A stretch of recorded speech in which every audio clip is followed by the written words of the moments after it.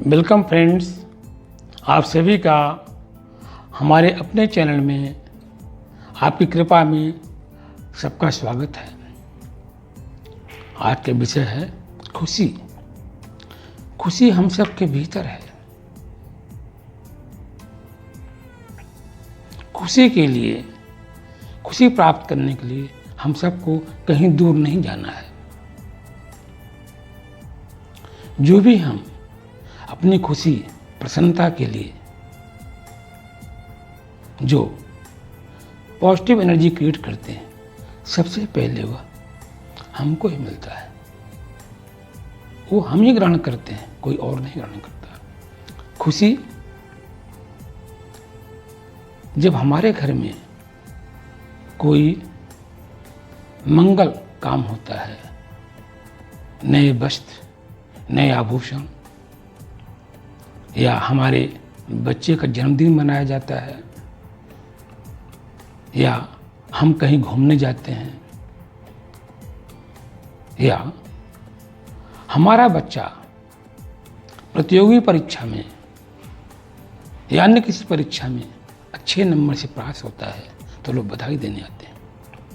ये खुशी हमारे परिवार में और हम सबके बीच में होता है। तनिक विचार कीजिए, क्या ऐसा नहीं होता? लेकिन हमें ये देखना होगा कि ये जो खुशी हमें मिलती है, इवेंट बेस होती है और अचीवमेंट बेस होती है।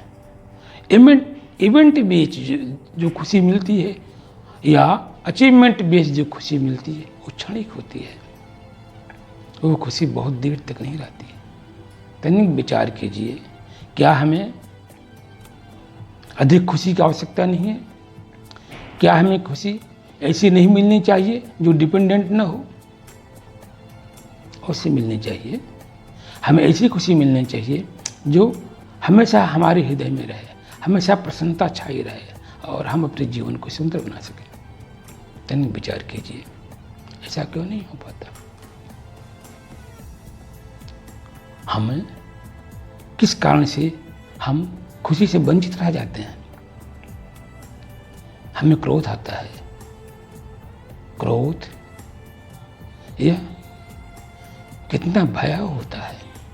क्रोध आने पर जितना कष्ट, जितना दुख होता है, उससे अधिक कष्ट क्रोध के समाप्त होने पर होता है। क्रोध जब खत्म हो जाता है तो केवल पश्चाताप और आंसू दे जाता है। इसलिए क्रोध को रोकना होगा। किस कारण से क्रोध आता है? किसके कारण से क्रोध आता है? किसके मिलने से क्रोध आता है? क्यों आता है क्रोध? ये हमें देखना होगा, इस पर विचार करना होगा। हमें नेगेटिव एनर्जी से दूर रहना होगा, अपने मन में पॉजिटिव एनर्जी लाना होगा। हमें देखना होगा कि हम ऐसा काम न करें जिससे हमारे जीवन में नेगेटिव ऊर्जा का संचार हो, क्योंकि नेगेटिव ऊर्जा जीवन को तहस नहस कर देता है, सोचने की ताकत को खत्म कर देता है। तनिक विचार कीजिए, सोचिए, हम उन लोगों से दूर रहें जो नेगेटिव ऊर्जा पैदा करते हैं, जो हमारे क्रोध का कारण बनते हैं। उनसे हमें हट जाना चाहिए। उसको ऊपर हमें नियंत्रण रखना पड़ेगा। और नियंत्रण कैसे हो सकता है? धीरे धीरे अभ्यास से हो सकता है।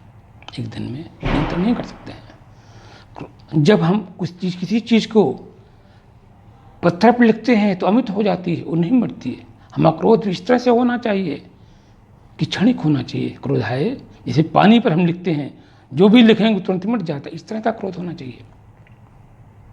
जो क्रोध करके हम स्वयं अपना नुकसान करते हैं, किसी और को नुकसान नहीं करते हैं।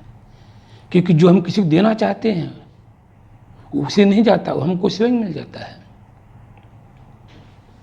हमें अपनी कमजोरी को पता होना चाहिए। शांत, पवित्र मन, खुशी, प्रसन्नता, ये सब हमारे हृदय में होना चाहिए। घृणा, ईर्ष्या, द्वेष, इस सब से दूर होना चाहिए। काम, क्रोध, मद, लोभ सब नाथ नरक के पंथ, ये सब नरक के रास्ते पर ले जाने वाले हैं। इससे दूर हट जाना चाहिए। इसे जितना हम दूर बना कर रखेंगे उतना ही हमारे जीवन को सुखांत और सुखमय बनाएगा। मित्रों, आप सभी जानते हैं कि हमारे जीवन की खुशी, प्रसन्नता कैसे मिल सकती है, इस पर तनिक विचार कीजिए। हमारा बच्चा जिसके लिए हम सब कुछ करते हैं वो हमारी बात नहीं मानता, लेकिन हम दूसरे से उम्मीद करते हैं कि हमारी बात माने। ये गलत बात है। जो हमारा बच्चा हमारी बात नहीं मानता तो हम दूसरे से उम्मीद क्यों करें? हमारे दुख का कारण ही तो है। आप जानते हैं, जब पृथ्वी पर लोग पैदा होते हैं तो पूर्व जन्म का संस्कार लेकर आते हैं। इसलिए हम समझते हैं कि हम सही हैं, सामने वाला गलत है। सत्य तो है कि हमारे संस्कार और दूसरे व्यक्ति के संस्कार अलग अलग हैं। क्योंकि जब व्यक्ति जन्म लेता है तो पिछले कई वर्षों का संस्कार लेकर आता है। वो उसके संस्कार हैं, हमारे संस्कार हैं। तो हम कैसे उम्मीद कर सकते हैं? लोग और सिचुएशन हमारे हाथ में नहीं होता। जिस दिन ये बात समझ में आ जाएगी उस दिन हमारे अंदर सुख, प्रसन्नता निश्चित रूप से आ जाएगी। यही समझना है।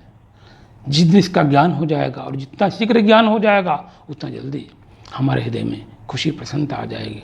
वो डिपेंडेंट प्रसन्नता नहीं होगी, बल्कि जीवन भर के लिए होगी और जीवन सुंदर बन जाएगा। जब हम संयम रह करके और योग में कर्म करते हैं तो कर्मयोगी कहलाते हैं। और हमें ज्ञान होना चाहिए कि हम लोग एक पावरफुल सोल हैं, पावरफुल आत्मा है। आफ्टर लॉन्ग जर्नी के बाद हमें इस मृत्युलोक में पैदा होती है। तो लॉन्ग संस्कार भी, संस्कार भी बहुत सारे होते हैं। जिस दिन समझ जाएंगे, इतना ज्ञान हो जाएगा, सारे झगड़े समाप्त हो जाएंगे। इसलिए हमें एक्सेप्ट और रिस्पेक्ट के नीति पे आना चाहिए। दूसरे को सम्मान करना चाहिए, दूसरे के भावना का आदर करना चाहिए और दूसरे को समझना चाहिए। यही हमारी खुशी और प्रसन्नता का कारण होगा। हम उन चीज़ों के लिए न भागें जो इम्पॉसिबल है। हम अपनी खुशी का कारण वो न बनाएं जो बहुत इम्पॉसिबल है। जिसको मिलना मुश्किल है वो कारण क्यों बना लेते हैं? तो हम स्वयं कहीं न कहीं दुख का कारण बन जाते हैं। हम सोचते हैं उस व्यक्ति के कारण मेरे जीवन में दुख आया, लेकिन वास्तव में ये गलत बात है। अपने मन की जिम्मेदारी स्वयं लेनी पड़ेगी। ये सारा कमाल मन का ही है, मन की भावनाओं का है। इसलिए हम दूसरे को दोषी दे करके स्वयं को अच्छा बनना चाहते हैं, गलत है। हमें अपनी कमजोरी को देखना होगा। और मैं अंत में सभी उन मित्रों से निवेदन करूंगा जो ये मेरा वीडियो देख रहे हैं कि आप अपने व्यस्त जीवन में से कम 1 मिनट का समय अवश्य निकालें और एक दिन ही रोज समय निकालें। उस प्रभु को, उस भगवान को, उस दया के सागर को और करुणा के सागर को अवश्य धन्यवाद दीजिए, जिसने हमें और आपको, जिसके अनुकंपा से आज हम जीवन में जी रहे हैं, संसार में कुछ कल्याणकारी काम कर रहे हैं, अपने कर्तव्य का निर्वाह कर रहे हैं। और अंत में मैं अपनी वाणी को यहीं विश्राम देता हूँ। और पुनः समय मिला, भगवान की प्रेरणा मिली, उनका आशीर्वाद मिला तो मैं किसी नए विषय के साथ अवश्य पुनः आप लोगों के साथ मुलाकात करूँगा। धन्यवाद।